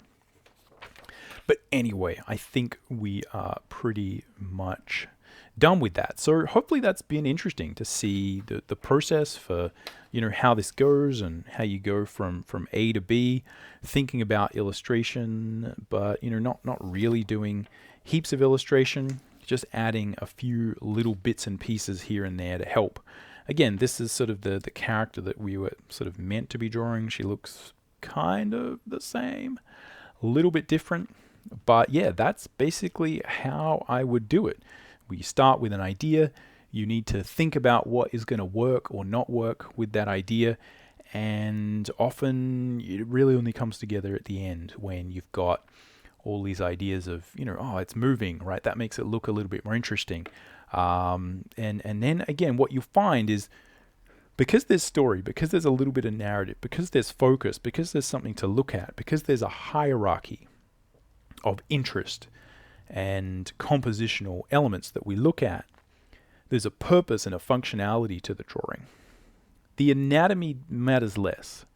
And I think that really is a major takeaway, is that we try and do this a lot, and the better you get at this, the better, right? You can't get good enough at this, but it takes a lifetime to master. As you can see, I'm not a master of it by any means, but I think what I found is that often if you get good enough at it and then you think about narrative and story, coming up with cool ideas, coming up with something that's worth telling, or, again, at least worth spending a few hours sketching, that you don't notice the anatomy as much. And I think that's one of the things you should really do is go and look at some of your favorite art, some of your favorite manga, and then look at, again, the foot that's behind the thing that you thought you should actually look at. Again, here the face is kind of maybe nicely drawn, but there's probably a whole bunch of stuff in art that you really, really like, where you look at it and you're like, wait, that's not right. That's not the best. But you don't care, because a big part of getting better and better at art is learning how to direct the eye and make sure that we get people to focus on what we want to look at. It's a big part of what I talk about in that Quick Start Guide, and also in my Line and Color Academy course, if that's also something you're interested in, which again goes over a lot of these sort of concepts in more detail. Good artists get good at showing you what they want to show you, and being efficient and focusing on the narrative and the story, and again, what's impressive and what's interesting, because that is often what people care about. There are many mangas and comics and things where the art wasn't that good, but it got better, but people were very engaged with the story. And I think ultimately that's what matters, is the emotion and being able to create something that has some sense of connection with the audience, which hopefully this does. Who knows? Again, just a simple sketch. Hopefully this has been interesting. That's all I've got for now. Let me know what you think in the comments. And again, check out the Quick Start Guide. Link will be in the description. But yeah, we'll catch you around. Happy drawing.